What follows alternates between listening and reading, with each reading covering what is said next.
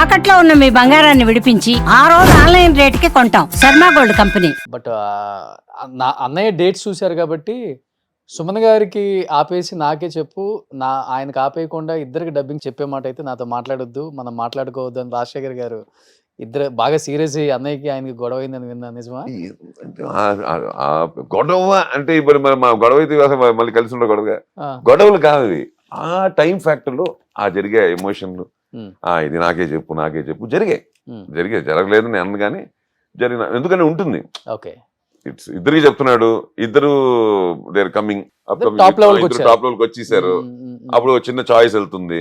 దాని తర్వాత అన్నయ్య కొంతకాలం అన్నయ్య హీ టుక్ హిస్ ఓన్ ఏమంటారు దాన్ని, ఆయన హీరోగా వచ్చేసారు. కెరియర్. ఆ, అప్పుడు వచ్చినప్పుడు దాసనారాయణ గారు వద్దంటే మళ్ళీ వాళ్ళిద్దరికే కాదు చాలా మందికి చెప్తున్నాడు. అప్పుడు ఒక్కసారి ఓవర్ నైట్ అందరికి ఆపేసి ఆ, again he was concentrating on his. అప్పుడు Okay. అలాగైతే ఇది కూడా మాట్లాడుకోవాలిగా. ఆ, సో అలా కాదు ఇది, ఇట్ గోస్ అలా అంతేండి. ఆ సిచ్యువేషన్, ఆ టైము, ఆ ఎమోషను, ఆ దాన్ని బట్టి ఇక్కడ ఎవరికి పర్మనెంట్ గొడవలు ఏమి ఉండవు. ఉమ్, ఎవరు ఆస్తులు తీసేసుకోలేదు, ఏమి తీసుకోలేదు. ఇది ఏంటంటే ఆ గివ్ అండ్ టేక్ పాలసీలో ఉండే చిన్న చిన్న హర్టింగ్లు, ఉమ్. చిన్న ఇష్యూస్, ఆ Okay. స్పీడ్ బ్రేకర్స్ అంటాం కదా హైవే అవును, మీద, అవును. అలాంటివి ఏమని దాని తర్వాత దాటిన తర్వాత 2 నిమిషాల తర్వాత తిట్టుకుంటాం కొట్టుకుంటాం మళ్ళీ మామూలే, ఏం రాయారా అనుకుంటే వెళ్ళిపోతాం. ఫాదర్ కూడా రాజశేఖర్ గారే homeopathy Yes, yes, yes. Treatment అంతా ఆయన రాస్తా చేసేవాళ్ళు. అది ఇంటికి మా వచ్చి- అమ్మగారు ఒంట్లో బాగాలేనప్పుడు పాపం అప్పుడు 2006లో హాస్పిటల్ అడ్మిట్ చేసి అక్కడి దాని తర్వాత ఆవిడ ఎప్పుడైతే లాస్ట్ బ్రెత్ వదిలేశారో దాని తర్వాత హీ ఫెల్ట్ వెరీ బ్యాడ్ అండి. పాపం రాజశేఖర్ వచ్చి మా ఇంటి అంతా బాగా క్లోజ్ మాకు. Hmm. వచ్చి అదేంటిది తను హైదరాబాద్, అమ్మ అప్పుడు చెన్నై కదా, నాకు చెన్నై విజయ హాస్పిటల్లోనే ఉండేవారు అమ్మ 1 month.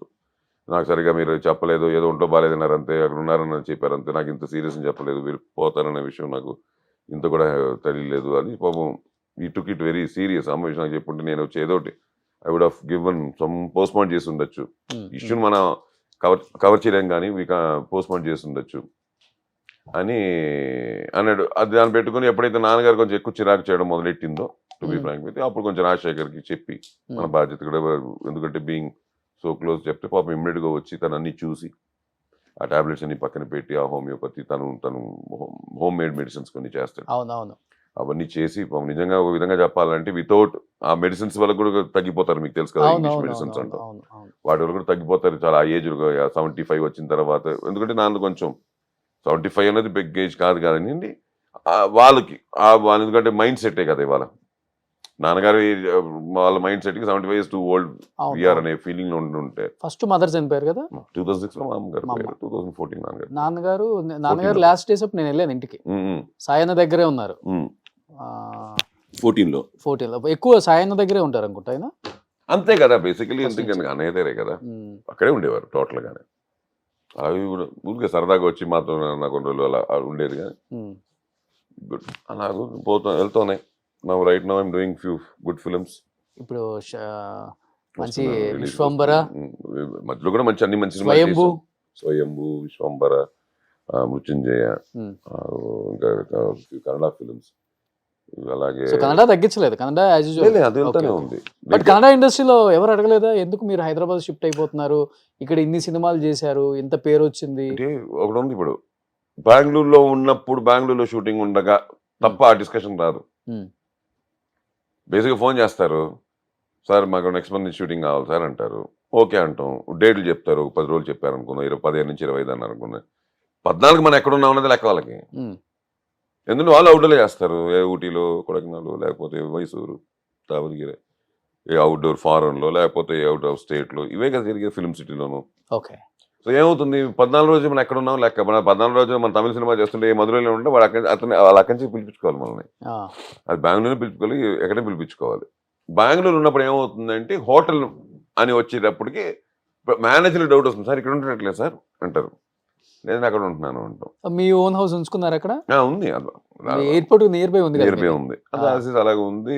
ఈ మధ్యనే బాగా కట్టారు సార్ హౌస్. అది ఆ కార్నర్ లో ఉండే హౌస్ మీదే కదా? ఇది రవి నాదే.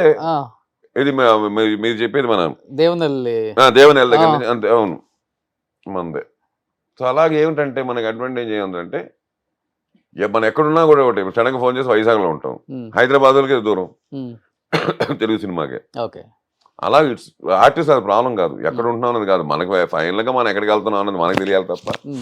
సినిమా వాళ్ళకి కానీ డెఫినెట్ గా ఏదైనా పెద్ద రీజన్ ఉంటుంది కదా హైదరాబాద్ షిఫ్ట్ అవడానికి ఫ్యామిలీతో అంటే యాజ్ ఇట్ ఈస్ అది బికాస్ ఆఫ్ చిల్డ్రన్ వైఫ్. ఆ.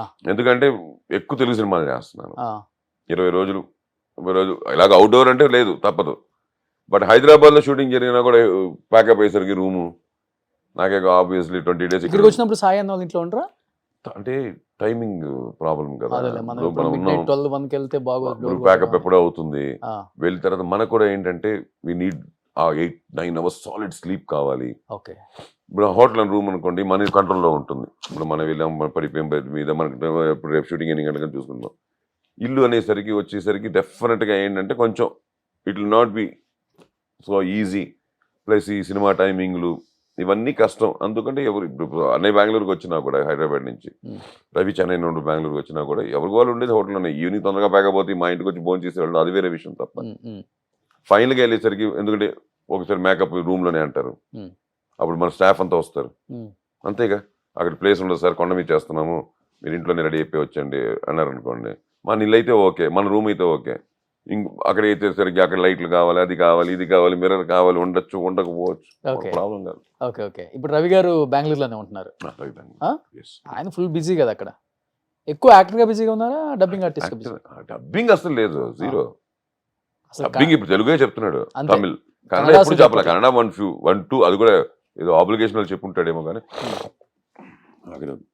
హీస్ ఆల్వేస్ అన్ యాక్టర్, ఈ డైరెక్టర్. అన్న ఇలా ఉండదు కదా ఫార్మాలిటీ మీ మధ్య, మీ ముగ్గురు మధ్య? అంటే సిచ్యువేషన్ బట్టి, సిచ్యువేషన్ బట్టి. ఏరా బట్ ఒరే. Overall we are like friends. అదే ఏరా ఒరే ఫ్రెండ్స్. ఏరా ఒరే